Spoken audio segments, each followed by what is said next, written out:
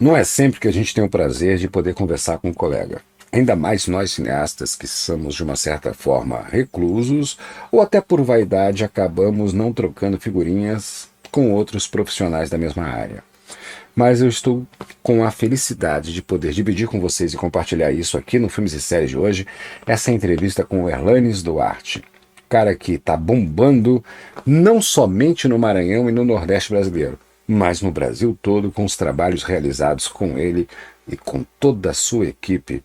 E, inclusive tem muita coisa aqui no YouTube para você assistir. E no decorrer agora da entrevista, você vai tomar conhecimento de toda a obra e de quem é esse cara por trás da câmera e também na frente dela.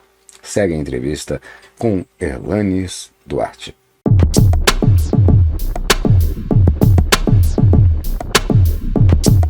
Erlanes Duarte, maranhense, natural de Bacabal. Publicitário, formado pela Estácio São Luís, cineasta, músico, ator, diretor e roteirista. Atuou e dirigiu nos filmes Moleque Tê Doido 1, 2 e 3. Dirigiu a peça Moleque Tê Doido, adaptada para o teatro.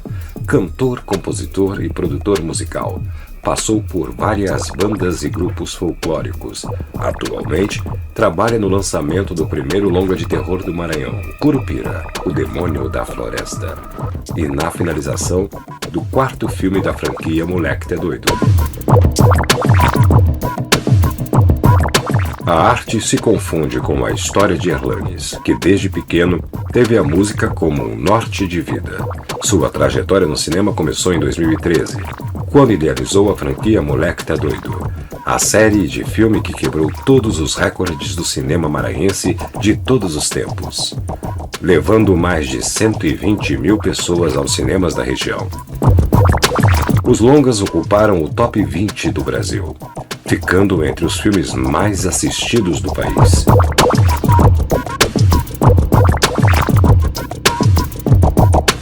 Nas plataformas digitais, os filmes já somam mais de 15 milhões de visualizações, se transformando num grande sucesso de crítica e instigando o sentimento de pertencimento e valorização da cultura nordestina.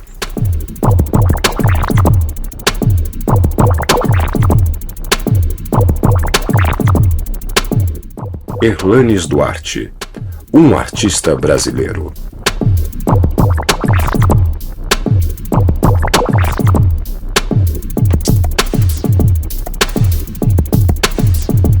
Vamos lá, meu irmão. E aí, cara? Grande Angel. Contigo, velho. Prazer é todo meu, Luiz. Obrigado aí por esse espaço, por essa oportunidade. E que você bem falou, é verdade mesmo a gente trocar essa figurinha, se reunir e poder falar desse meu brasileiro. Demais. Normalmente, Erland, o mundo ele é pequeno para o ego de dois cineastas, entendeu? Normalmente você nunca vai ver dois cineastas pegando o mesmo elevador, é tipo publicitário. Né? É complicado, velho. E eu também sou publicitário, eu sei como é que é isso também. Eu também sou de formação. Quando eu miro de lado, eu estou olhando para você, tá? É que a câmera está em outra posição aqui. Tá Quando certo. eu miro de lado, na verdade, eu estou olhando para você. Eu também sou publicitário de formação. Né? Estudei publicidade no Rio de Janeiro, na Escola Técnica de Comunicação, depois eu fiz Martins Pena, porque eu entrei na Martins Pena porque meu sonho desde aquela época era fazer cinema. Só que na época do governo Collor, o cara acabou com o Embrafilme e o cinema que a gente tinha para fazer era só no mercado publicitário. É assim que eu acabei adentrando. Mas, Erlane, não vim falar de mim, eu quero falar de você, cara.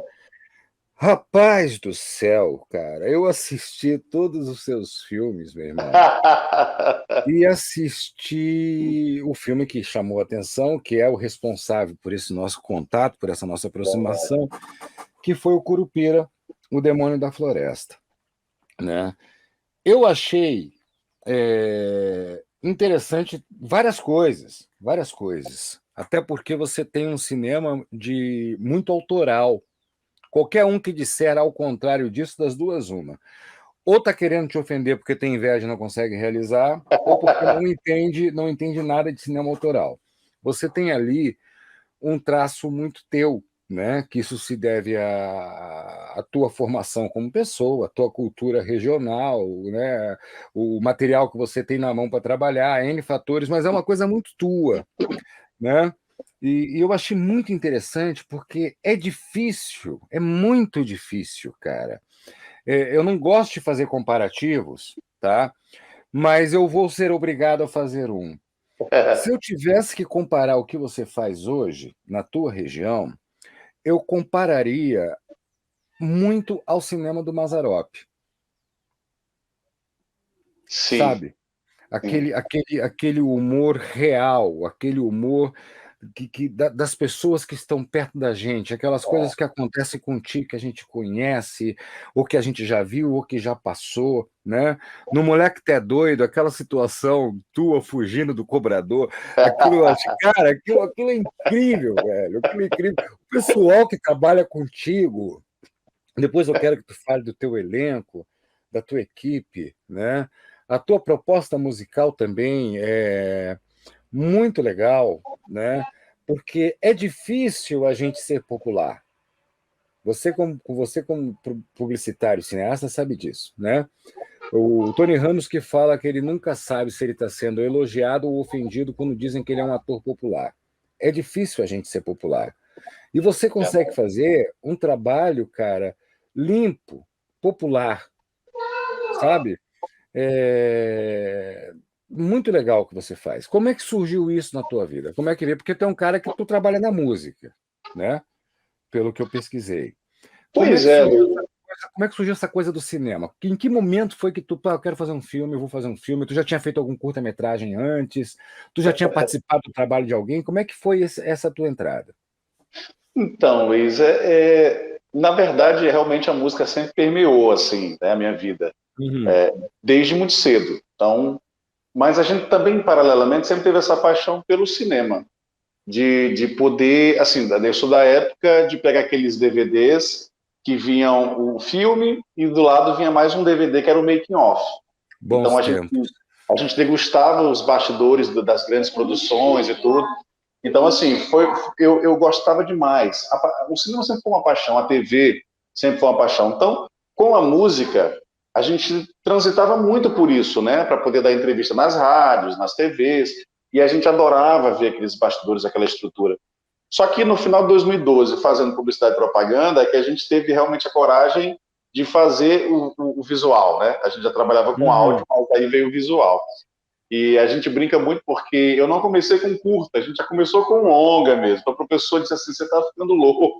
Porque todo cineasta ele tem que passar pelos curtas para ir treinando, para ir se moldando. Então você está ficando louco em querer fazer Eu caí nesse pecado. Eu fiz 37 curtas, 6 médias antes de fazer meu primeiro longa e me arrependo amargamente. Eu caí nesse pecado. Isso aí é mais uma estigma que eles colocam que a gente tem que passar por esta, entre aspas, evolução, mas não tem nada a ver, não. Eu acho que tu fez o caminho certo.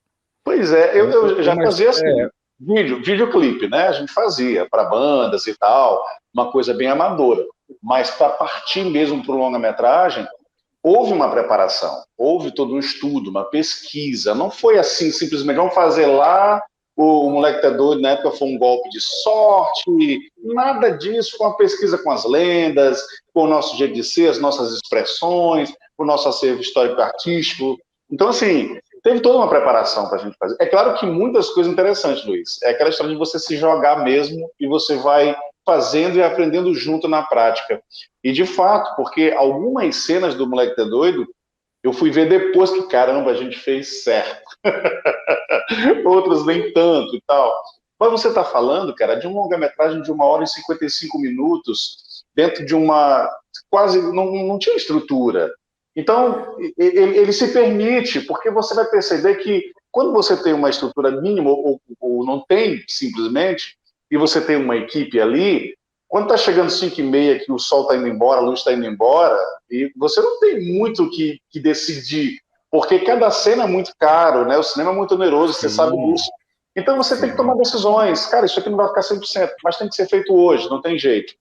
Então foi aprendendo isso, mas você acredita que até hoje, quando eu assisto o Moleque é Doido 1, eu fico impressionado com algumas cenas que a gente fez. Caramba, a gente já fez isso em Rapaz, 2013, cara. Incrível.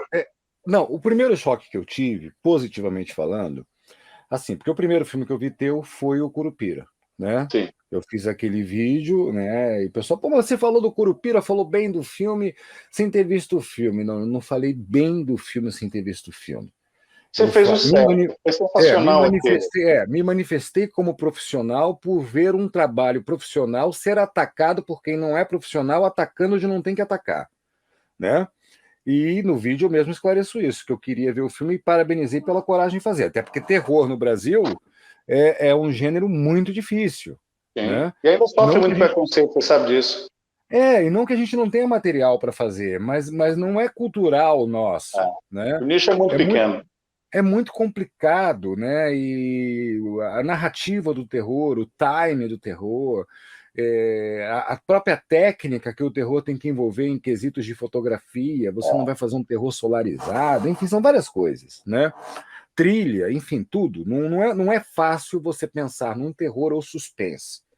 É muito mais fácil você cair no lugar comum do drama, mostrar a comunidade carente, violência, etc. e tal.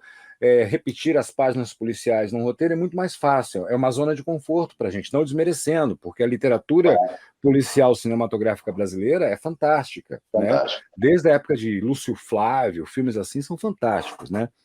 Pichote, enfim, não tô desmerecendo, muito pelo contrário. Também não é para qualquer um, Claro. né? Mas quando eu assisti o Curupira, o filme me chamou muito a atenção por sacadas técnicas. Teve uma hora que eu achei que tu tivesse errado e eu vi que era de propósito. E eu falei, cara, putz, me pregou uma peça. Que é a hora que o pessoal chega na ilha, né? Eu não quero dar spoiler, mas o pessoal chega na ilha e num dos personagens você vê a sombra atrás do cara. Você pensa a primeira coisa, a gente que é profissional, putz, vazou a sombra do cinegrafista, né? E não é. Aquela sombra vai ter uma justificativa segundos depois que a gente pensa isso. Eu falei, cara, que show isso daí. A questão do personagem, né? A questão de trilha, os atores estão ótimos. E o pessoal, mas não tem um ator conhecido. Cara, a gente assiste filmes no Netflix com atores da Finlândia que a gente nunca viu na vida e acha o filme maravilhoso. Por que só os nossos têm que ser conhecidos do grande público? Tem tanta gente boa. Né? O elenco do Curupira é maravilhoso, uma história tensa, uma história muito bem sacada, salientando que não desrespeita em nada a cultura indígena, ao contrário de que muita gente está falando sem ter visto o filme, né? Que isso aí faz parte hoje em dia do Brasil, a opinião sem conhecer sobre o que se opina, né? Mas aí eu fui ver o Moleque é Doido. Até porque tem dois grandes amigos aqui, maranhenses, e quando eu falei Moleque é Doido, o cara deu uma gargalhada. O cara, nossa, que saudade dessa expressão. Né? Aí eu falei, cara, é de um cineasta lá do Maranhão e tal, eu vou assistir. E me programei, porque eu queria ver o Moleque é Doido 1, 2 e 3, sem fazer mais nada. Eu queria parar para imergir. Cara, na primeira tomada foi um choque, porque não tem nada a ver com o Curupira. Tem nada a ver. Nada a ver. Né? Nem a questão técnica, não que não esteja boa, eu acho que dentro do que você se propôs a fazer está perfeito, mas o tipo de história, os tipos de personagens, a atmosfera é completamente diferente. E, ao mesmo tempo, eu consigo enxergar o mesmo diretor nas duas propostas. Eu consigo te enxergar tanto no Curupira quanto eu consigo te enxergar no Moleque é Doido. Como é que foi, cara? Porque, assim, o Moleque é Doido deve ter sido uma coisa que deve ter surgido com essas grandes ideias da gente, né? Conversando num grupo de amigos. Acredito que tenha sido assim. Me corrija se eu estiver errado. Mas como é que foi a ideia do Curupira? Que não tem nada a ver com a outra. Pois é, eu acredito, Luiz, que sair um pouco da zona de conforto. Então, assim, o primeiro Moleque é Doido é isso. São as ideias que surgem dessa nossa paixão, até por desenhos, da nossa experiência, daquilo que a gente consome na infância, de Mazzaropi, de Trapalhões, de Chaves. Eu acho muito é aquela engraçado. gangue, velho? O que é o chefe da gangue? Quem é aquele cara? É uma gangue icônica aqui, que existiu aqui em São Luís. Mas quem é aquele ator, cara, que faz o chefe da o gangue, Ricardo velho? Santos, um artista circense, Luiz. Um cara Cara incrível. maravilhoso, Nossa, velho. ele não faz isso. É engraçado que ele e o Sorriso, eles não fazem esforço nenhum para fazer a gente rir. A gente tem que entrar no personagem, tem toda aquela história, mas eles são engraçados por natureza. É só colocar gravando e às vezes a gente tem que parar a gravação porque a gente está rindo dos caras. Então, eles são fantásticos, assim. Então tem muita essa ideia. Eu tô lembrando das cenas, tu tá falando, eu tô lembrando dos caras, entendeu? Eles são incríveis. Então, assim, e é interessante, Luiz, porque uma parte já entendia, mas outras não. Né? Uma galera da TV não tinha essa experiência com o cinema, nessa prática. Alguns atores também, eles eram circenses, eles eram coreógrafos, eles faziam parte da música. Então, foi uma experiência realmente ali de ensaio, de preparação, e ao mesmo tempo essa leveza e se permitir também, porque o filme tem essa questão de se permitir, até nos erros, né, nos pontos mais fortes, nos pontos mais fracos. Então, o Moleque Doido tem um pouco dessa magia de poder falar do regionalismo, de quem a gente é, e poder brincar consigo mesmo, que eu acho que é o grande lance do filme. E aí, assim, a gente tem como muitas pessoas falavam que tinha sido um golpe de sorte. Aí vem o Moleque Doido 2 com números incríveis, impressionantes, e depois vem o Moleque Doido 3. Então não dá mais para falar desses caras. Pô, esses caras, eles sabem do que fazem, né? Eles estão dentro da praia deles. E aí surgiu a ideia de fazer, pô, vamos fazer um gênero diferente, vamos passear por outras coisas. Agora vamos fazer algo difícil também. Mas aí também tu deu... Pô, com todo respeito, foi louco, né, cara? Com todo respeito, valeu a pena, né? Mas foi isso. E aí, vamos fazer um terror. Mas, poxa, eu não queria fazer nada que pudesse falar de outras culturas e nada contra. Mas a gente já estava cansado também de consumir o que é de fora. Você até falou isso no vídeo. Vamos falar de algo nosso.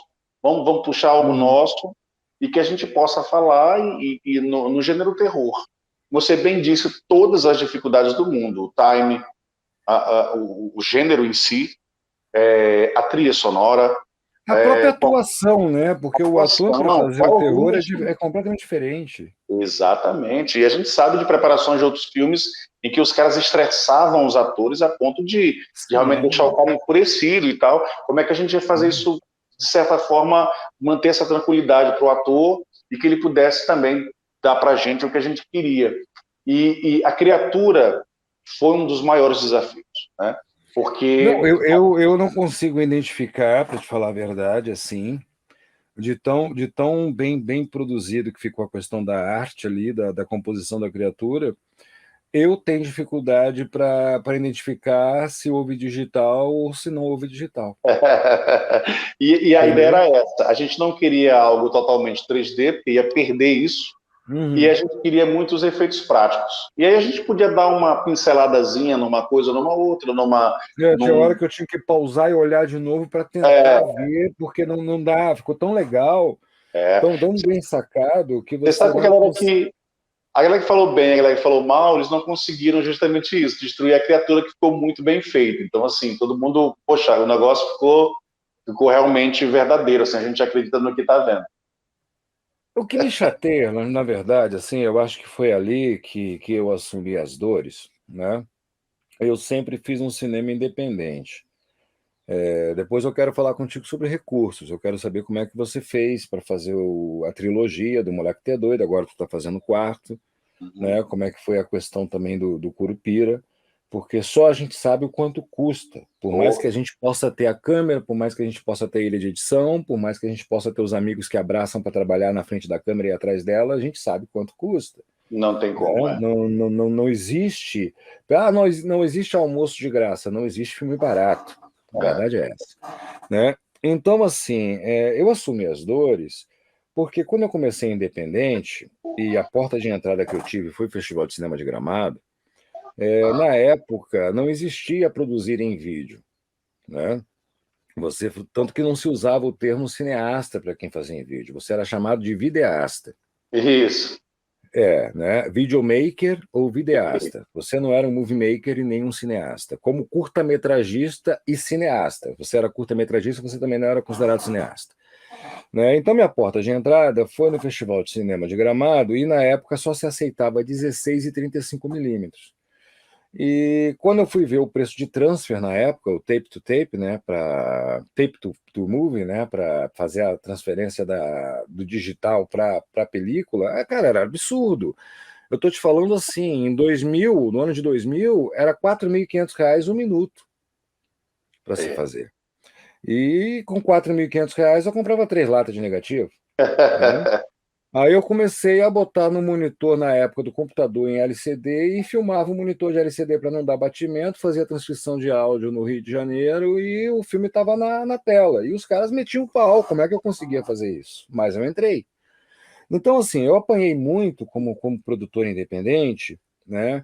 Por não ter como entrar muitas vezes num edital, numa lei de incentivo. A gente sabe o quão complicado é. Hoje em dia nem se fala, né? Mas nunca foi fácil, apesar do que a gente escuta falar aí absurdo. Ah, porque a Lei Rouanet. Né? Meu irmão, você não sabe o que é uma Lei Rouanet É. para conseguir entrar, para conseguir captar. Então não fala, porque não é bem assim, né? E qualquer outro edital. E eu vi muita gente na época me criticar, velho, sem sequer ter visto o trabalho. E quando eu comecei a assistir, porque eu tomei conhecimento do Curupira num perfil do Instagram que eu sigo de filmes de terror, tá? Eu acho que é o Sim, não me lembro agora qual é o perfil. O cara só publica lançamentos de filmes de terror. E o cara publicou o cartaz do Curupira e disse: primeiro filme de terror maranhense. E isso me chamou a atenção, porque é muito difícil o terror no Brasil. E eu conheci pessoalmente, tive uma história com ele profissional. Eu sou muito próximo ao José Mujica, ao Zé do Caixão, no início da minha carreira. E é um gênero que eu respeito muito quem faça. Independente se o filme ficou bom, ficou ruim, não me interessa. O cara deu a cara a tapa para fazer um filme de terror. É. Aí eu fui atrás, né? Para ver se eu achava o Curupira, porque eu assino Netflix, assino Prime, assino tudo, só não assino a Apple TV e nem o Google é o do Google os filmes, né? É exatamente onde o Curupira está. Aí eu fui atrás das resenhas. Quando eu assisti, com todo respeito ao pessoal do Catraca Livre, tem muitas coisas que eu acho que eles falam que são completamente pertinentes e coerentes. Mas quando eu acho engraçado esses índios de hoje em dia, né? É, Jennifer Werber Tapuri, mais ou menos isso.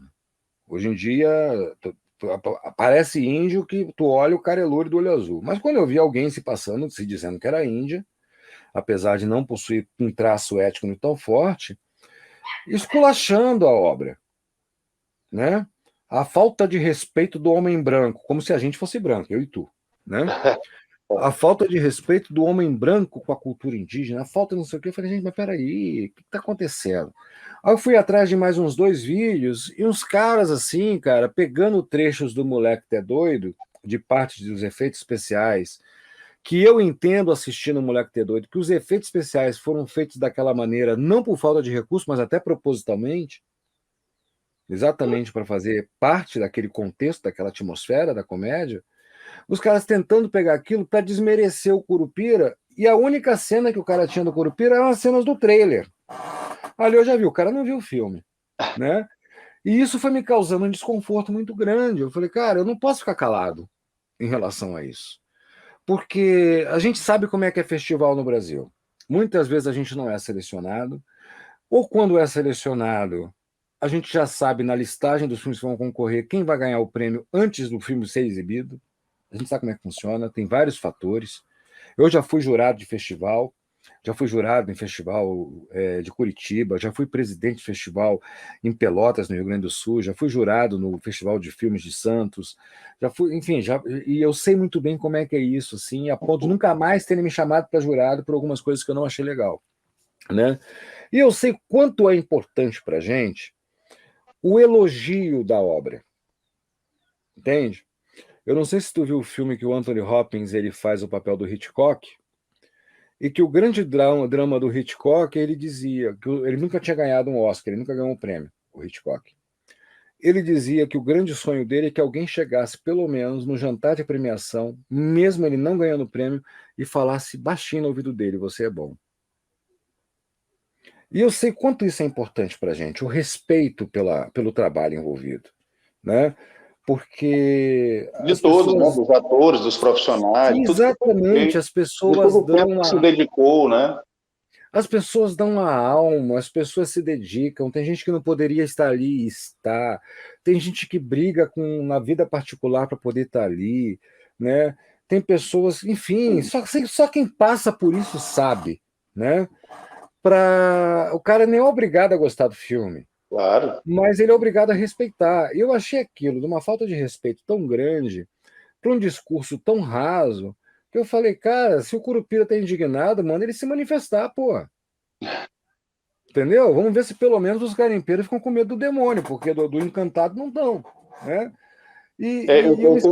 Nós temos um respeito muito grande pelas etnias, né, Luiz? Porque, assim, Sim, eu acredito que talvez muita coisa do que está acontecendo seja talvez até potencializado pelo discurso político, pelos sim. extremismos que a gente está vivendo hoje no Brasil, pelo momento de transformação, que eu acho extremamente importante, pautas importantes, como você bem falou, mas no meio disso tudo, desse trânsito, às vezes a gente comete, não sei, não diria se são erros, mas talvez as interpretações, como você bem falou. Então, é Mas é isso, difícil, porque a gente cara. tem que ter a sensibilidade de entender, é o que eu sempre dizia, o que é ficção e o que é realidade. O Curupira, ele é uma obra de ficção e a gente está falando o tempo inteiro e tem pessoas que não. E isso é que eu fico assim impressionado, sabe? Cara, Com a mas falta, de eu quero repente, da entender. maturidade, porque as grandes etnias indígenas, na minha humilde opinião, elas estão realmente lutando pelo marco temporal, a demarcação de suas terras, a preservação do meio ambiente, Exato, seus filhos sendo exato. estudados Não. por dragas e garimpos clandestinos, essa é a verdadeira Eu luta, vi o e Curupira nós 3 vezes, velho. compartilhamos isso, sabe? Elane, eu vi o Curupira 3 vezes, tá? O que eu me pergunto é onde a imagem, o culto, a entidade está sendo desrespeitada. Não Porque, há essa proposta dentro do filme. Tão pouco exatamente, eu me pergunto porque de ofender eu não vejo alguém. respeito. Muito pelo Não. contrário. A essência do que a gente tem do Curupira, né, que é aquele que cuida a floresta e vinga quem faz mal à natureza, a gente tem no filme. Sim. Né? Isso foi preservado. Ah, mas o título, o demônio da. Gente, mas você usar o termo demônio, você pode usar até para elogio. Tem a licença poética, tem o lúdico, né? E não Pelo foi amor algo de Deus. inventado, foi algo que já Exato. existia. Quando a gente puxou na origem da lenda, já existia esse relato. Então não foi o Erlandes ou qualquer outra pessoa. Tanto Exato. até a outra série que saiu, Cidade Invisível também sofreu um pouco mais. Na pesquisa de Cidade Invisível também há o termo demônio da floresta. Então você só pega aquele recorte Exato. para você representar aquilo. Então, assim, Não, dentro de uma obra fictícia. não, e tu fez um trabalho, cara, assim, honesto, Sim. sabe? Enxuto. Modesto não foi, tu não foi modesto. Muito pelo contrário. Tu Foi teve muita, ousado, foi sim. foi ousado, teve muita coragem, mostrou o que veio, tá de parabéns por isso. Mas tu olha, cara, é uma obra honesta, Sim. honesta. Você enxerga onde está a gota de suor de cada pessoa envolvida. Isso é impressionante, tá? E eu vejo isso, aí o que eu penso? Tu acabou de dizer agora, a gente está num momento politizado, a gente está num momento de extremos, a gente está num momento de intolerância, a gente está num momento. É verdade. Mas em todos os momentos da história do mundo que essas fases existiram, a classe que fazia alguma coisa para trazer consciência, para acalmar, para trazer o bom senso, para trazer harmonia, era a classe artística. Sim.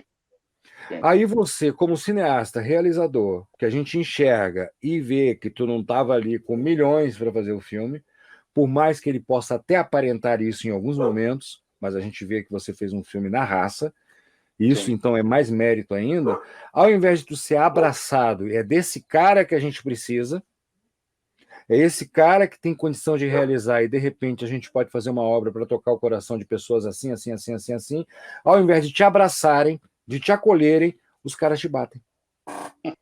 É isso que eu não entendo, É, entendeu? É é, isso que eu não entendo.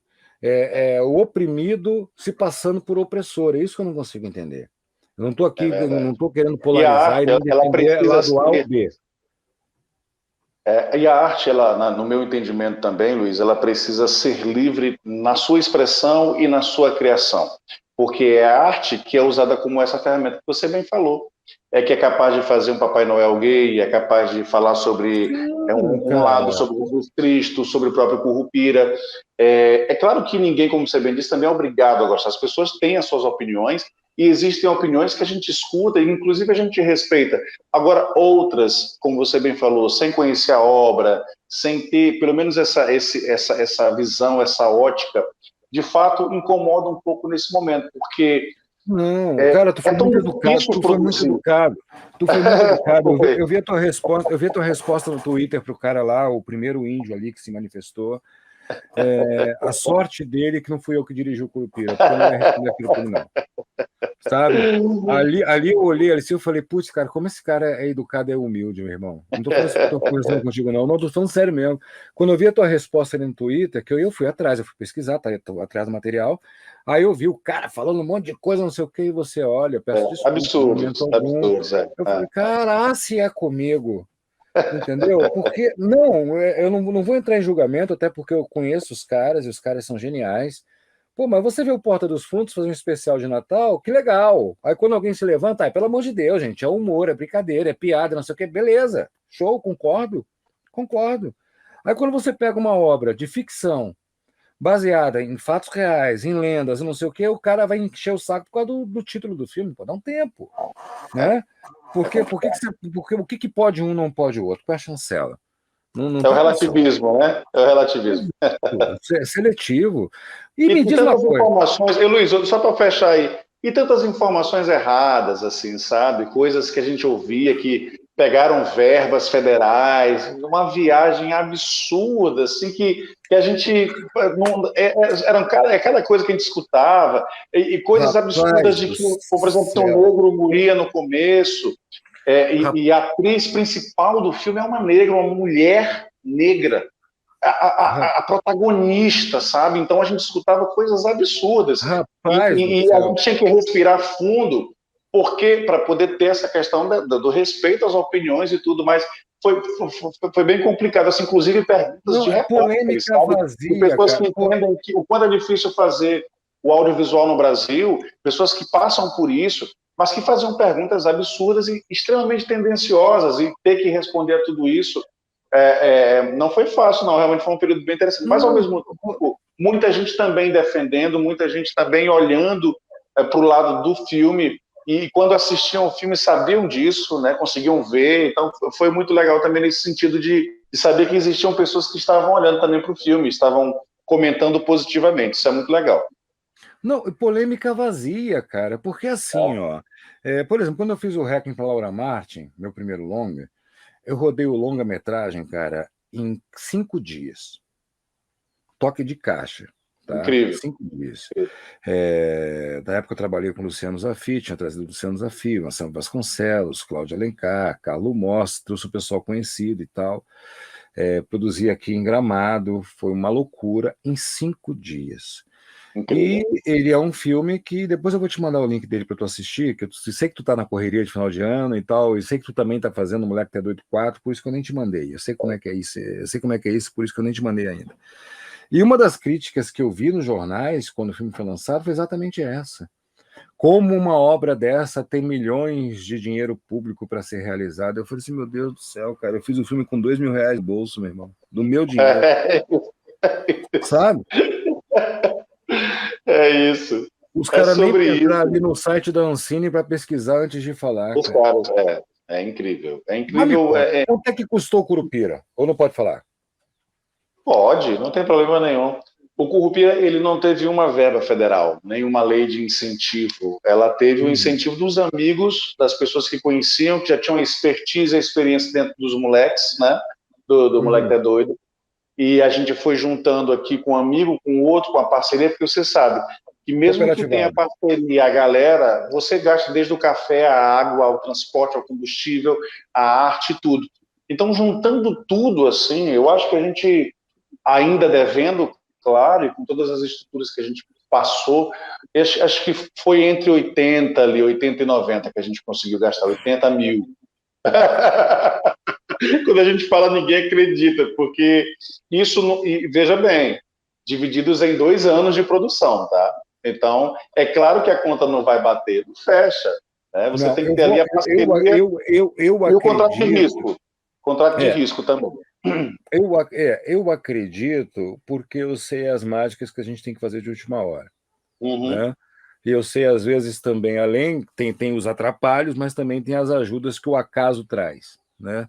E quando você Então, fala desse bolo, tá, Luiz, é ainda sobre os produtores, os atores, então é aquilo que ainda deve se pagar também. Então, assim, custo de produção, sim, acho que ficou ali de 30 a 40 a produção em si do dia a dia, e o restante de cachês e tudo, que quando a gente fala de contrato de risco, para a galera que não entende, é sim. saber o que o filme ainda vai fazer. Então, se ele fizer comercialmente, a gente Vai vai ganhar rateando cota em e vai cima, pagando a galera. Exatamente. tem a cota de coprodução, enfim, eu também trabalho assim.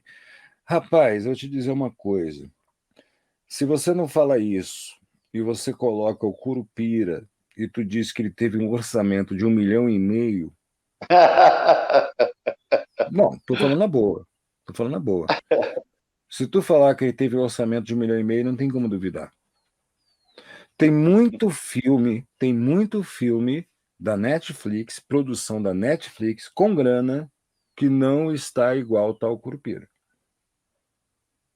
Eu Verdade, não estou obrigado. falando isso para rasgar seda contigo, tu sabe, tu tem consciência disso. Sim, sim. Né? Tu olha o teu trabalho pronto, você enxerga e a gente compara com os outros, a gente sabe disso, né? Se tu me passasse que tu teve um orçamento de 1,5 milhão, olha, Rangel, ele custou 1,5 milhão, eu não ia duvidar. Eu não ia duvidar.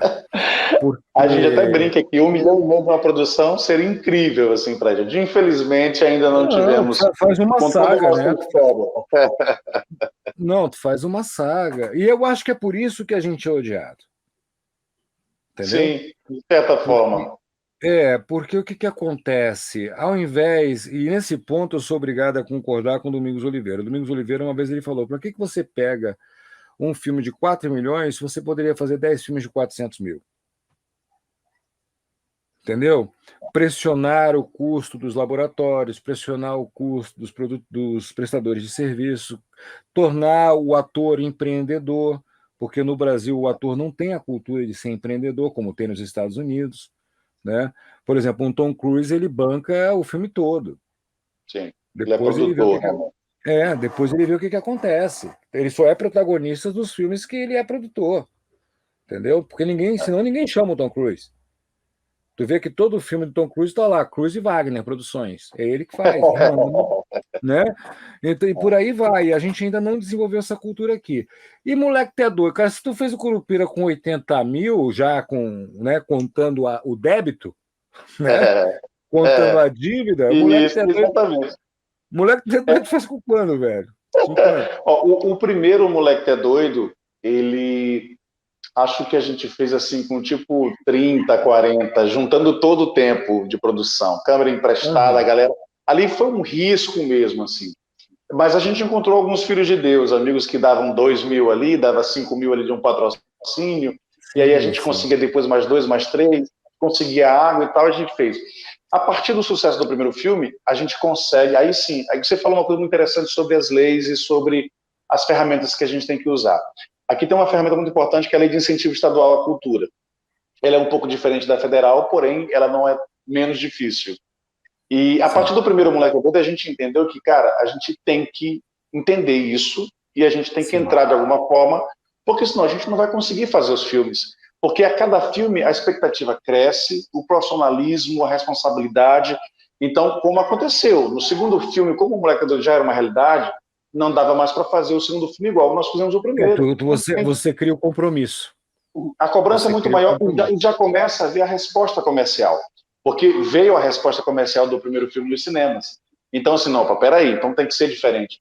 E a partir do segundo a gente já consegue, sim, o incentivo estadual, mas a gente está falando de coisas em torno de 300 mil, de 400 mil, que eu acho Sim, que essa mas é a média do que está se fazendo hoje, inclusive você bem falou. Usar essa expertise e produzir filmes mais baratos. Porém, como a gente é muito ousado, tinha cena que não dava para fazer. Ainda assim, a gente fica devendo. Porque, como você disse, o Moleque Tá Doido hoje, ele é um filme que vale 1,5 milhão, 2 milhões para fazer. Mas nunca que a gente teve um orçamento desse para produzir. Então, a partir do segundo filme, a gente consegue ter essa luz, né, de entender. Foi tipo assim, Luiz. A gente chamou a equipe de produção e a gente jogou a lei em cima. Vamos ler isso aqui e vamos entender isso aqui. Se a gente não entender, a gente liga para um amigo, para um advogado, alguém que já fez, e aí a gente começou a destrinchar, e aquilo que era um monstro no começo, começou a ficar menor no meio, e de repente a gente tinha o primeiro projeto aprovado pela lei de incentivo. E aí o terceiro a gente faz na raça. O terceiro filme do Moleque Doido, a gente não teve a lei de incentivo, a gente teve os parceiros já conhecidos, os amigos e tal, algumas empresas. Tu vai criando lastro. Porque como você bem falou, a gente não tem muita paciência de esperar 5 anos para produzir um filme. Não dá. Não dá. Então, tipo assim, chega um momento. Quando tu vai fazer, já é outro filme, já é outro roteiro. Já é outro momento. Então, vamos para dentro, vamos fazer. Aí o quarto filme a gente consegue novamente a lei de incentivo e a gente já consegue uma robustez de patrocínios para poder fazer aquilo que a gente queria fazer desde o início. Mas ainda assim é extremamente abaixo do que se entende no Brasil por um filme de guerrilha, por um filme de baixo orçamento, que a Agência Nacional entende como 1,5 milhão, 1.800.000. Então a gente está falando de 500 mil, de 600 mil, dentro de um período de 2 anos, mais uma vez, para fazer o que é um dos maiores fenômenos do cinema independente do Brasil, porque um filme que leva 80 mil espectadores e fica em 15º filme mais assistido do Brasil em novembro de 2016, você sabe que tem produções que receberam milhões e que não fazem 10 mil, 15 mil espectadores. Não é pouca coisa. Não é pouca coisa. Agora, o que eu ia te falar é o seguinte, assim, tecnicamente falando, né, apesar de serem propostas completamente diferentes, tu me corta e me corrige a hora que eu errar ou que eu estiver equivocado. Eu vou me colocar no teu lugar como diretor e produtor.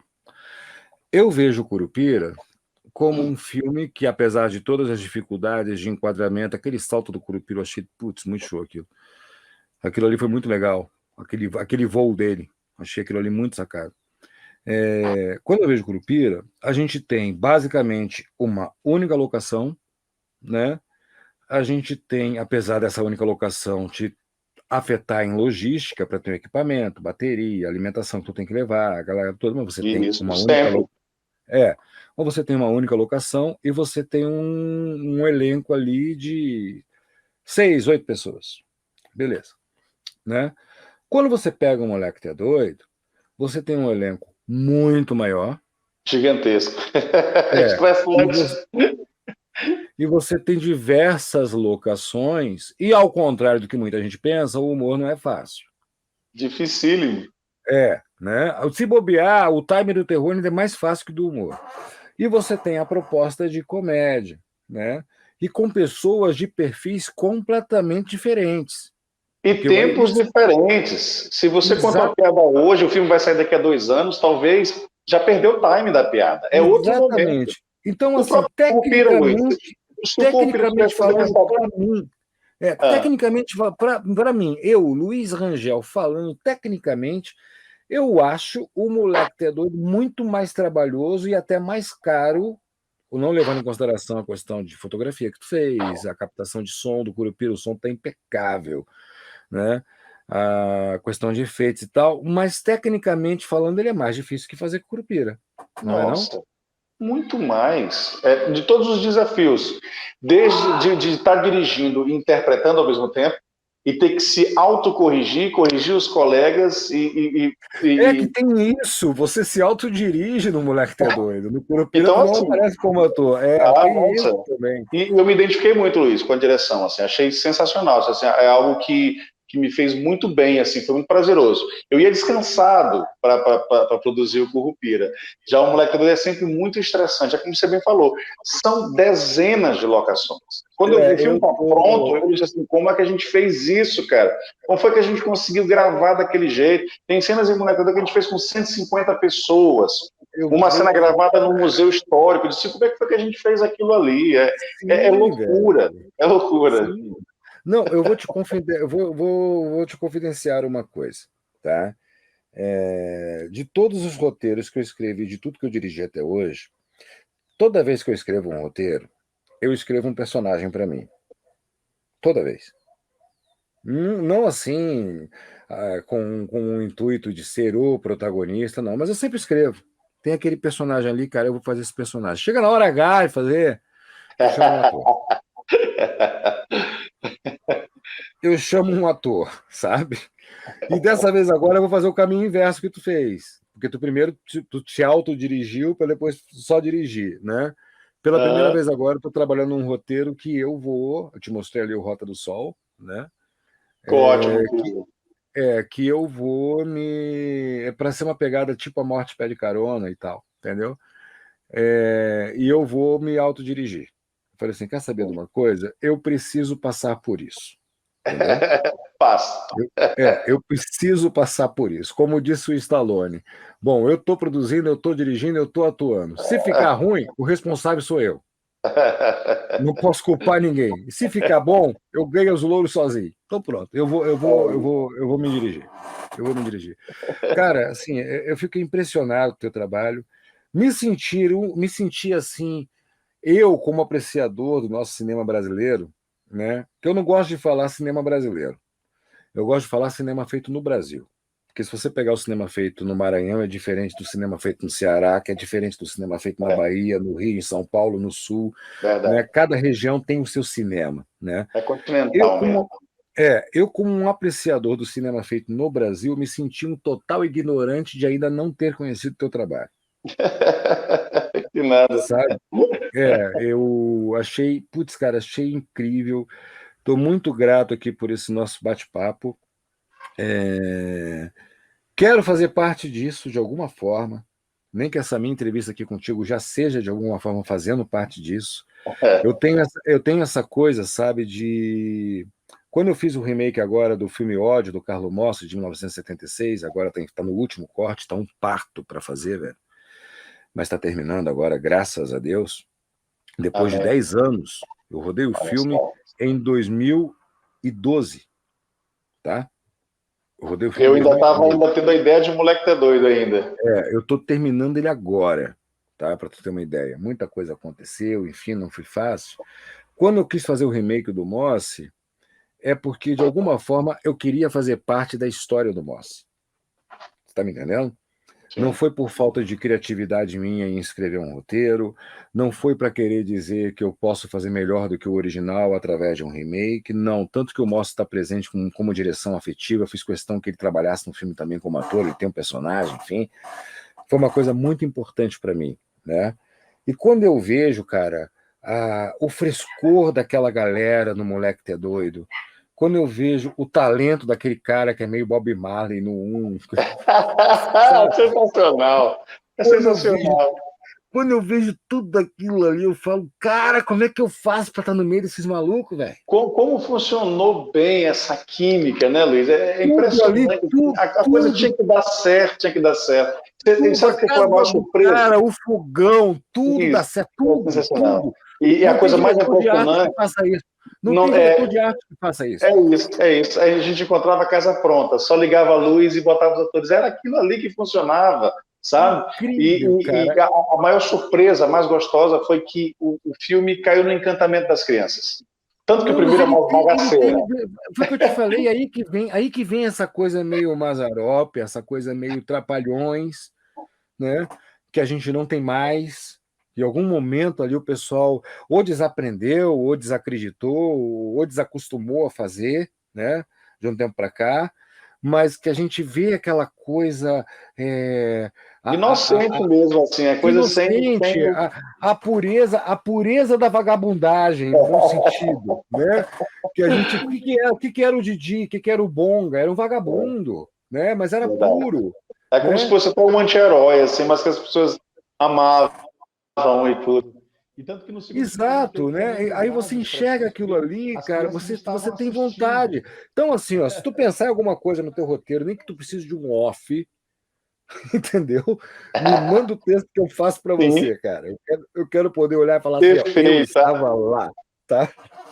E a gente sempre Muito, precisa, viu, Luiz? Pode ter certeza. pô, meu velho, muito legal, cara. Eu lamento a distância geográfica, né?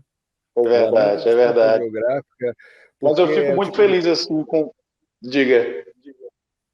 Não, porque, por exemplo, eu sempre gostei de passar por sets, tem sets assim que eu orgulho de ter passado, entendeu?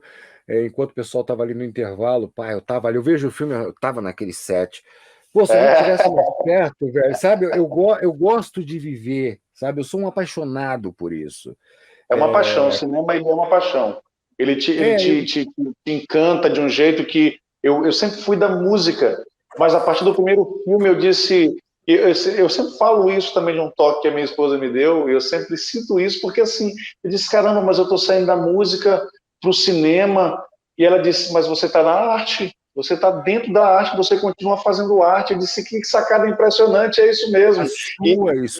A sua esposa, ela é genial. Ela resumiu. Eu tive em 2003, eu tive a satisfação de estar dentro da RA Produções antes de ter sido vendido para a Record, que eram os estúdios do Renato Aragão, lá no Rio de Janeiro, em Vargem Grande. Eu peguei a filmadora 35mm que eles usavam para fazer os filmes dos Trapalhões. Eu vi os figurinos dos filmes dos Trapalhões. Tá? Eu parecia uma criança dentro daquele lugar. Sensacional. Foi uma coisa incrível. Foi a experiência mais mágica da minha vida. Pegar a roupa que o Zacarias usou, botar na mão, sabe? É uma coisa incrível. E eu tive o prazer de conhecer, na época, o Paulo Aragão, o irmão do Renato. O irmão do Renato. Era um dos produtores, né? Era o cara que cuidava de tudo também. Ele era o cara que cuidava de tudo, e conversando com ele, eu posso te dizer uma coisa: ele era o Didi. Tá? O personagem, o Renato inspirou no irmão, uma coisa impressionante. E o Paulo chegou ali, com a gente sentado na mesa, fazendo uma reunião e tal. Ele chegou e perguntou pra gente: vocês sabem por que o cinema é a sétima arte? Ele fez essa pergunta. Ficou um olhando para a cara do outro, né? Ele deu um sorriso e falou: porque é a união de todas as outras 6. Verdade. Então, velho, você não vai deixar de fazer música. Muito pelo contrário. De repente você faça até mais música. Só que você vai fazer dentro do cinema. Entende? Então, o que a tua esposa disse é a chave de tudo. Nós vamos ou não vamos ensaiar? Vamos embora! Vambora! O espelhinho do coelhinho tá precisando lavar, lavar os cabelos do Paulinho, tá precisando lavar. Eu queria fazer um complemento que você estava falando sobre a questão dos Trapalhões, que a gente teve, eu tive uma grande influência também deles, né? Eu até me divirto muito com algumas entrevistas e as pessoas me perguntam qual é o teu cinema de referência. Eu gostaria muito de dizer que a minha referência é o cinema europeu, o cinema francês, mas nada. A minha referência é o Chaves, são os Trapalhões, os deuses devem estar loucos, é Jim Carrey. Já que eu troquei de câmera, tá? Só para tu dar uma olhada aqui, isso aqui é parte da minha coleção, tá? Aqui em cima estão os meus Chaves. Gigantesco. Aqui tem o Chaves, o Chapolin, entendeu? Tem de tudo, meus Trapalhões estão ali atrás. Eu tenho, então, só para. É isso, é Top Gang, nossa, essa é a minha referência, sabe? É o Ace Ventura, é o Debi Lloyd, é aquele cinema, aquele humor de 1990. Então, assim, e você sabe o seguinte: nesse quarto filme a gente teve a felicidade de trazer o Dedé para cá. Então, é como tu ficaste lá maravilhado lá nos estúdios, eu fiquei maravilhado vendo o Dedé, da pessoa incrível que ele é. Ele é tão querido, velho. Ele é tão simples, cara. Ele é muito... Ele é sensacional, ele é isso que você está falando. E, assim, de uma generosidade incrível. E quando a gente estava na cena dele, eu não sabia se eu dirigia ele ou se eu tinha ele. E estava todo mundo desse jeito, né? Ali é o ícone, cara. É o cara que você cresceu vendo e não tinha necessidade dele ser, né, tão humilde, tão bacana, tão ali, sabe? Pelo nome, por tudo que ele representa dentro dos filmes que ele já fez.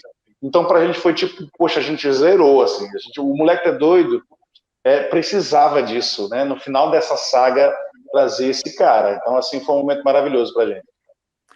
Cara, isso é incrível, porque assim, eu já tive a oportunidade, acho que eu conversei com o Dedé algumas vezes pelo WhatsApp, né? Não sei se ele ainda está residindo em Santa Catarina. Ele ainda está, ele é da área. Quando eu falei com ele estava residindo em Santa Catarina, mas de uma simplicidade, né? De um carinho ímpar. O Dedé é incrível, né? E ele me falou uma coisa muito importante, a questão do ser palhaço.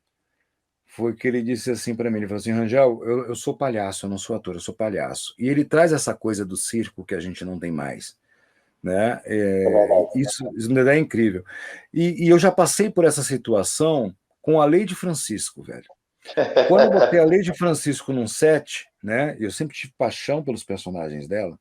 Quando eu botei a Lady Francisco num set, todo mundo chegou para mim, câmera foi, áudio foi, tomada tal, cena tal, tudo ok, foco, pá, pá, pá. Cadê que saiu meu ação?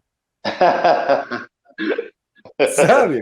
Eu olhei assim, fiquei parado olhando, eu falei, gente, a sensação que a gente tem é que a gente viveu uma vida para isso.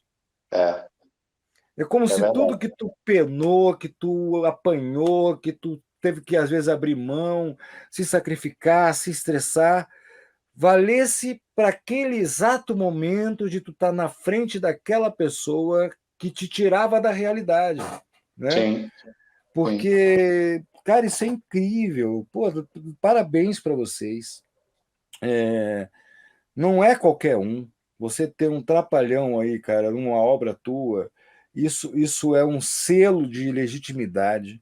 E é um registro Entendeu? histórico para a gente aqui. É um Sem registro dúvida. histórico, é um selo de legitimidade, entendeu? E aquela velha história, Lani, meu irmão, não interessa o que os outros falam, tu não tem que provar nada para ninguém. Para você, tu já provou. É Entende? verdade. É o que eu costumo dizer assim. Teve um cara super querido que me mandou um livro dele, tem mais ou menos uma semana, me mandou o livro dele e tal, chegou para mim e falou assim: Rangel, quando tu acabar de ler, eu quero a tua crítica. Eu falei assim, meu irmão, eu não vou te criticar por um único motivo, eu não participei, É verdade. sabe?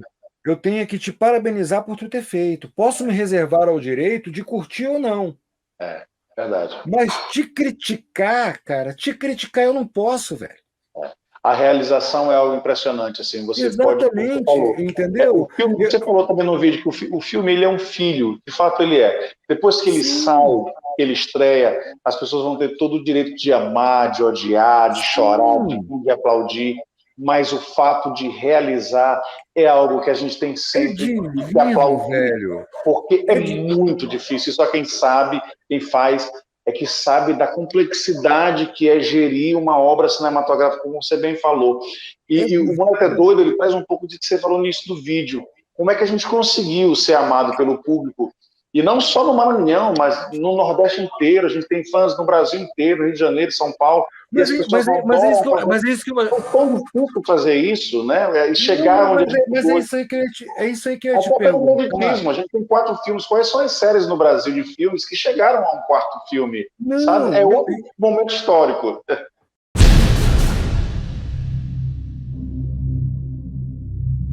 Ona's land is surrounded by legends and mysteries. For without the guys try to solve a hidden mysteries for thousands of years.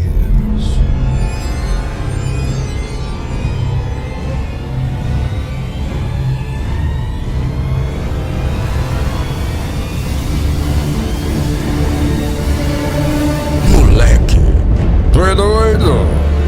Que filme. não, e outra coisa que eu ia te perguntar, como é que vocês conseguiram essa tônica? Pelo seguinte, ó, uma das coisas que eu peno pela regionalidade, eu te digo aqui pelo Rio Grande do Sul, eu sou carioca, mas moro aqui há 22 anos e produzo, né, entre Rio e São Paulo, mas estou entre Rio e São Paulo e Rio Grande do Sul, mas tem mais produzido mais aqui.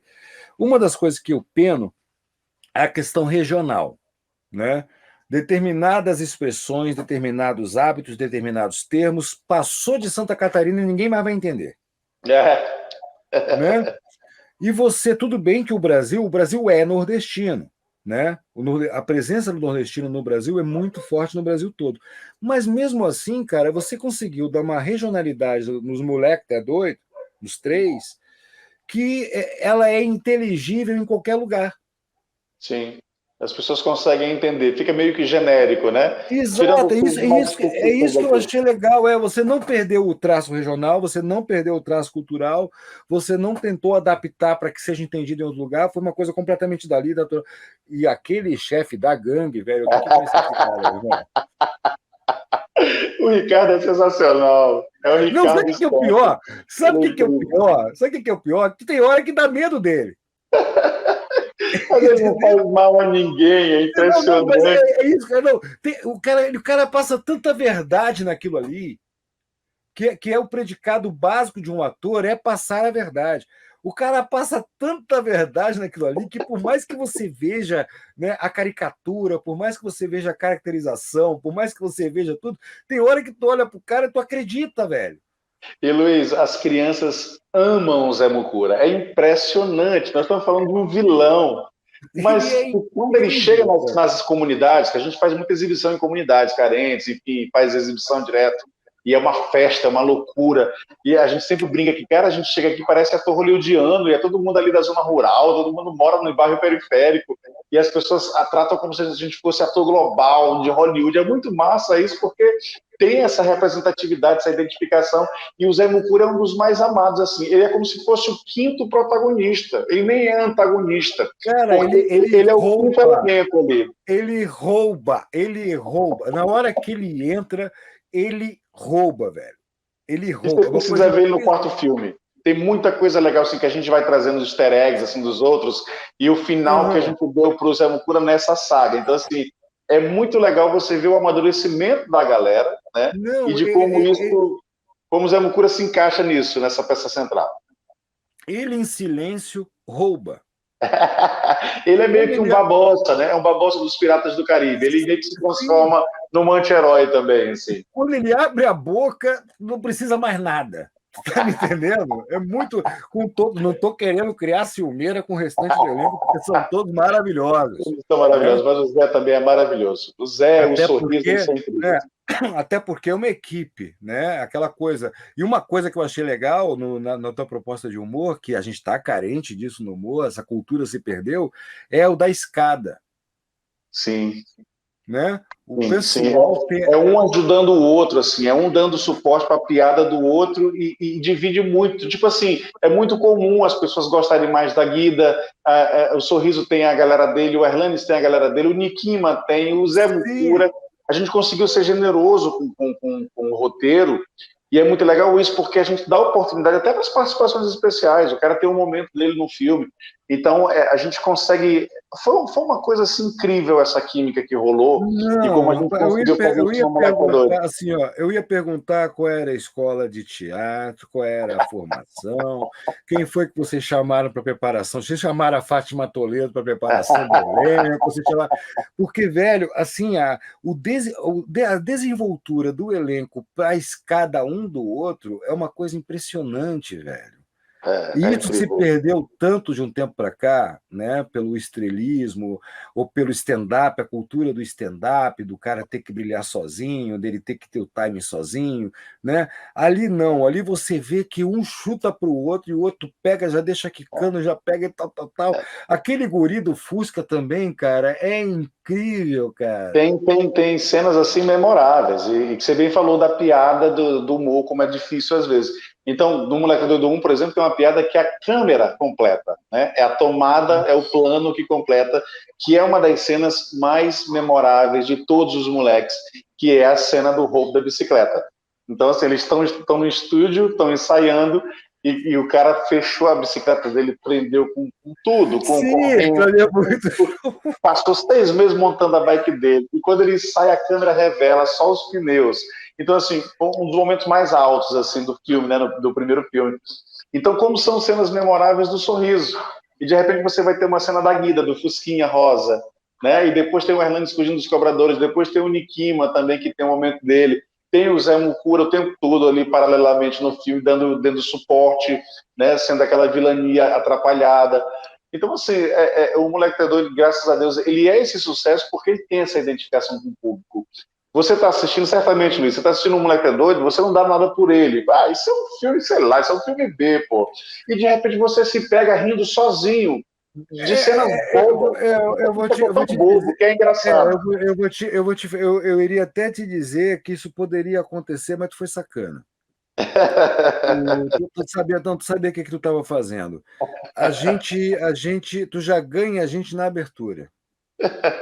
Você sabe que até para mudar de equipamento no quarto filme agora foi uma luta, porque tipo os créditos iniciais, não, só para os créditos iniciais do Moleque Doido, ali você já tu já pega nos créditos iniciais. A animação nos créditos iniciais, a trilha, ali tu já amarra o cara para abrir e despir do preconceito para o que vem pela frente. Ali, não sei, acredito que tenha sido proposital, mas às vezes isso acontece por acaso também, né? Até por sensibilidade da gente, a gente faz.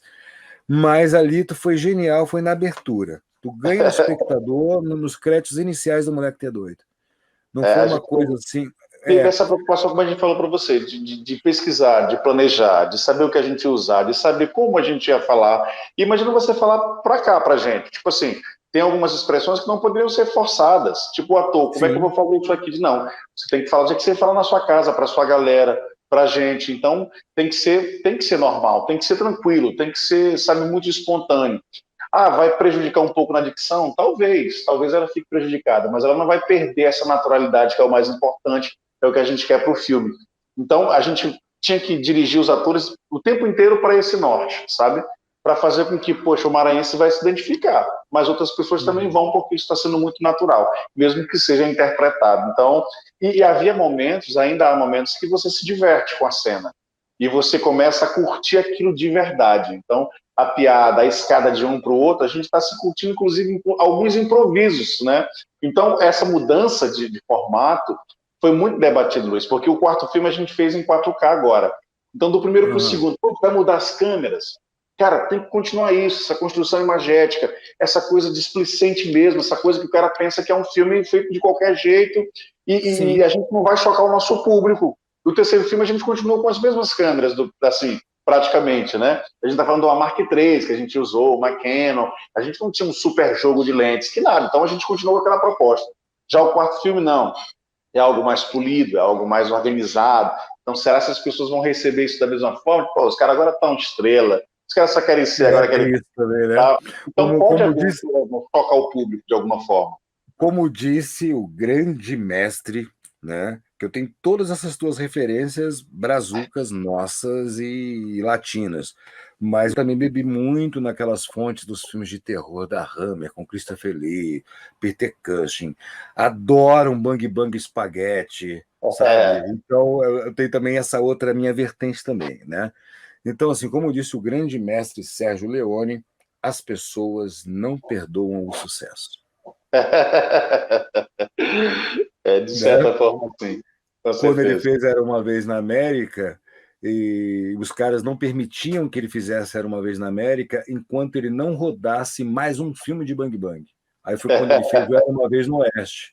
Ele fez o Era Uma Vez no Oeste para se despedir do Bang Bang porque ele não queria mais. Aí ele disse isso, ele falou assim, as pessoas não perdoam o sucesso. Então, meu velho, te prepara, cara, te prepara. E a gente é movido a isso mesmo, que eu digo assim, pá, mas você é vaidoso. O pessoal chega para mim e fala, né? Cara, mas tu tem ego, tu é vaidoso. Eu falo, claro, senão não era artista, pô. Isso tem um pouco. Isso tem no artista, você tem que ter um pouco, né? De certa forma.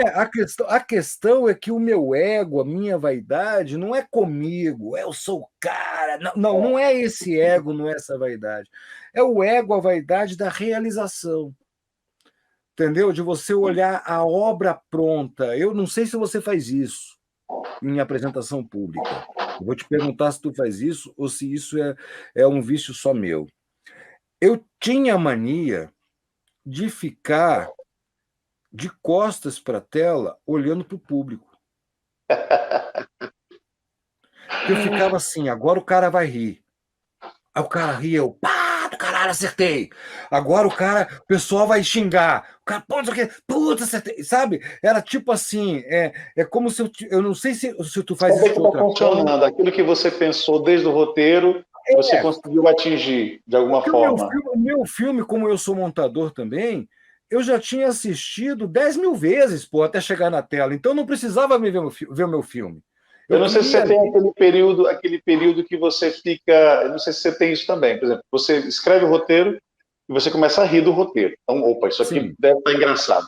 E você mostra a produção também começa a rir em determinados pontos. Opa, está funcionando. Você grava, ok. Mas aí você assiste tanto na edição, na montagem, que parece que isso está realmente bom. Isso são os momentos que antecedem a estreia, que você já bate aquele nervosismo.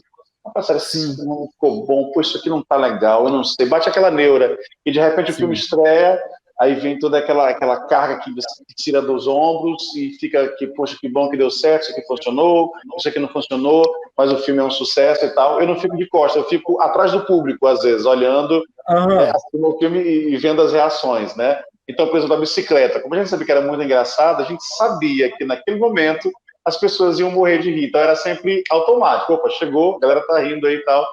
Então é muito legal. E saber Porque que a gente não espera, né, velho? A gente não espera aquilo ali. Você joga, é um risco. Você conta a piada, ela não sabe se a galera vai rir. Né? E aquilo que funcionou no primeiro, às vezes não funciona no segundo. Você já usou uma outra pegada. Sim. E que funciona no terceiro. Então é o tempo, né? É tudo muito complexo. É uma obra orgânica, até na gravação. Você tem um roteiro ali prontinho, você está seguindo. Você percebe que tem um outro insight ali que você poderia ter colocado e você coloca e você ensaiou, fez um registro videográfico naquela locação e de repente você mudou ali na hora e deu certo. Então é uma obra orgânica que quando você vê ela pronta, é o risco total. Você joga, é o filho que nasce e aí vamos deixar o público, né? Enfim, e não fale mal do meu filho. Deixa bem claro, entendeu? Eu posso falar do meu filho, mas ninguém mais pode. Por aí, entendeu? É bem isso. E aquela coisa, né? Eu tenho um amigo, cara, que eu me estresso muito com ele, positivamente falando. Ele é ator e tal, trabalhou muitos anos na Globo, agora ele está vindo aqui para o Sul produzir. Ele é aquele cara que tu faz. Eu já fiz um projeto com ele, eu falei assim: eu não faço mais um projeto contigo. Ele, mas por quê? Eu falei, cara, porque o filme contigo, depois de pronto, tem que remontar mais 10 vezes. Né? E tu tem o desapego. Como tem aquela cena que tu grava, que tu acha maravilhosa, e na montagem tu fala, putz, não vou usar isso. Exatamente. E tem que ter a decisão. Ali é o olhar do diretor, que você tem que sacrificar de algumas coisas. A função da gente é se colocar no lugar do público. A função da gente é se imaginar no lugar do público, né? Ele é um cara... Isso me veio muito da produção fonográfica, viu, Luiz? Tipo assim, se você colocar os músicos, o baixista ele vai ouvir mais o baixo dele, o baterista vai ouvir mais a bateria dele. Então, se ela não tiver alta, se ela não tiver legal, ela vai dizer só, não tá legal o trabalho todo. Então, o diretor ali ele tem que saber que tá tudo legal, tá todo mundo no volume. É o maestro ali, né? Você se distancia para se aproximar. Exatamente. Coisas minhas que isso aqui eu achei legal na época, mas vou ter que cortar que não ficou legal, não está dando ritmo pro filme e você tem que sacrificar. Então ali você tem que ter o poder de decisão do olhar do diretor ali, não tem como, não pode fugir disso. Não e eu cheguei, esse cara ele tem essa mania, que ele não consegue, eu falo para ele, mas se ficar errado, eu falei, cara, se ficar errado, tu acerta no próximo. Se permitir também isso, né? Exatamente. É o que eu sempre falo para os nossos atores, tanto desde Curupira até Moleque é Doido, cara, você não precisa ganhar um Oscar. Esse filme não é para um Oscar. Você tem que convencer. As pessoas têm que olhar e têm que acreditar naquilo que está vendo. Então, não precisa lutar sempre por aquele, meu Deus, esse é o meu melhor momento. Você vai ter milhões de filmes. Vamos fazer uma coisa legal, verdadeira. Aquilo que eu falei no vídeo. Aquilo que eu falei no vídeo. Um filme é para distrair. Se ele vai trazer uma grande mensagem, ninguém sabe, velho. Tu pode fazer uma coisa completamente despretensiosa e aquilo marcar uma época, uma geração, trazer uma mensagem que nem você sabia que você estava passando, como você pode querer ser genial e falar, putz... E não dá certo. E não dá certo. Ou mesmo querer ser polêmico. O próprio Curupira, isso, sob o ponto de vista de publicidade, você entende bem. Seria uma jogada genial. Vamos fazer um filme polêmico, vamos chamar atenção. Mas não foi esse o objetivo de Curupira. Era contar uma história de terror, e de repente isso aconteceu. Nós estávamos trabalhando com o título, com o filme, há 2 anos aqui no Maranhão, e nada aconteceu. Estava todo mundo esperando o filme legal e tal, e de repente começou a circular, evidentemente com a distribuição, né, com a própria força da O2, e chegou a outros lugares, a outras pessoas. Como é que chegou na O2, velho? Foi devido ao Moleque Tá Doido. Pois foi devido ao Moleque Tá Doido e a generosidade de Dedé Santana, que conhecia também a galera de lá, e a partir da participação dele, ele também indicou o Moleque Tá Doido, achou maravilhoso, indicou para a galera lá, para os conhecidos dele, a O2 a gente entrou em contato, começou esse namoro, né? E nesse pacote do Moleque Tá Doido, a gente incluiu também o Curupira, que foi o primeiro a ser lançado, né? Então, houve essa parceria incrível, assim, que a gente está muito feliz e vendo o que está acontecendo. Quer dizer, a gente tem um filme maranhense que está em vários streams, né, Now, Apple, uma galera assim que seria impossível para a gente, quanto realizadores independentes aqui do Maranhão, conseguir colocar. Mas o filme merece. O filme merece. Não, eu não sou suspeito para falar, não estou sendo bem honesto mesmo, o filme merece. Eu assino o Prime, tá? Eu vejo muita produção estrangeira no Prime que eu paro de assistir nos primeiros 5, 10 minutos. Produção independente. Já me falaram muito isso também. Com todo o respeito a quem fez, eu sei que o cara estava ali, só a gente que está ali na hora para fazer, a gente sabe, mas que não me pegou como espectador. Eu continuo respeitando o cara como colega, como profissional, mas como espectador, aquele produto não me atende, né? Então tem muita coisa no Prime, que é da Amazon, não é uma plataforma streaming alternativa, muito pelo contrário, principal concorrente do Netflix, e você tem muita produção ali gringa, americana, nem digo de outros países que dão um banho também, tem países aí que a gente nunca ouviu falar, nórdicos, que o cara faz uma série e fala, meu Deus, coisa maravilhosa. Né? Aquela Border Town, não sei se você já assistiu na Netflix, da Finlândia. Ainda não, mas eu já ouvi falar já dela. Já. Cara, pelo amor de Deus, o que é aquilo, cara? É de sentir inveja. É incrível. Que massa, mas que massa. Tem muita produção da Amazon Prime que eu assisto, cara, que eu falo assim que eu não consigo ver. E não é porque é comparado a isso o Curupira é bom. Não, não é comparado a isso o Curupira é bom. Comparado aos filmes que fazem sucesso, ele está onde ele deveria estar. Entendeu? Isso aí tá de parabéns, que Deus abençoe a todos, velho.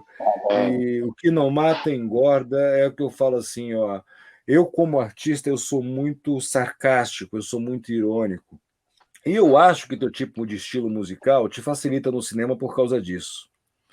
Porque tu tem um compromisso em divertir, mas você faz sem o compromisso a criação. Sim. É aquela coisa de jogar, né? De brincar, vou brincar, né? Se permitir ser honesto naquela proposta. E as pessoas conseguem captar isso de alguma forma. Se permitir. E isso que eu acho que o teu estilo musical, pelo que eu vi no Moleque T Doido ali no 1, isso abre a porta exatamente para ser irreverente, né? E eu, como artista, eu sou muito sarcástico, eu sou muito irônico. Então, quando eu sou atacado, eu reajo exatamente criando. Tu tá entendendo? Então, eu acho que é por aí mesmo, cara. Eu achei uma sacanagem, é uma opinião minha isso, não é do Erlanes, mas eu achei uma sacanagem, eu achei uma desonestidade, as críticas que foram feitas com o Curupira, entendeu? Tipo como atacaram o Marighella do Wagner, velho. O Marighella sofreu todo tipo de ataque vergonhoso e injusto de pessoas que sequer se deram a oportunidade de assistir o filme. E é um dos melhores filmes brasileiros que eu já vi.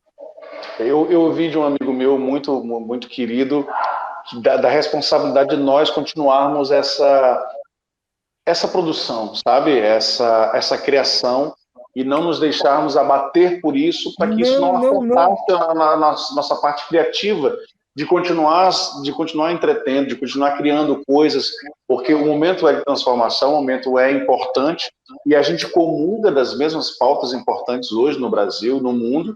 E isso é que é louco, né? Você faz parte desse lado e ao mesmo tempo você é atacado por pessoas que... É fogo amigo, o fogo amigo. Eu vi o termo ódio do bem também muitas vezes nesse sentido. Sim. E assim, a gente vive esse momento de transformação e a gente tem que saber entender isso. Mas é muito forte, sabe, Luiz? De repente você está numa segunda-feira no Globo, na Folha de São Paulo, e as pessoas estão falando, estão comentando, alguém disse aquilo. Então, foi preciso muita... Eu acho que tudo isso veio da própria criação, da própria preparação, de nós como ser humano, né? De acreditar nas pessoas, de acreditar no melhor. Acho que isso nos deu uma certa... tranquilidade para atravessar esse momento de críticas, né, de realmente pesado que aconteceu ali no Curupira, e ver isso virando, né, o jogo de alguma forma, as pessoas também falando bem, as pessoas também levantando um debate importante, as pessoas falando sobre o folclore brasileiro, que havia até de repente esquecido. Sim, ninguém fala, mas eu vou discordar um pouquinho de você. Da importância que teve esse debate, das pessoas estarem... Olha só, foi muito legal saber que as pessoas estavam pesquisando sobre a origem de lendas brasileiras, Luiz. de estarem pesquisando, de estarem referenciando. Quer dizer, qual foi o filme que conseguiu fazer isso? Não tem. Então as pessoas estavam debatendo sobre o folclore brasileiro, as pessoas estavam divulgando, as pessoas estavam estudando sobre o assunto para poder dar a sua opinião. Isso foi muito legal, foi uma coisa muito positiva que o filme trouxe. Não, mas isso aí você vê depois, né?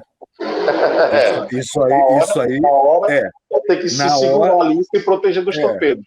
Mas é isso aí que eu ia te dizer. Na verdade, na hora, eu ia até falar que eu ia discordar do que você disse, porque eu acho que o que te segurou, eu acho que foi o fato de você saber que você não está sozinho.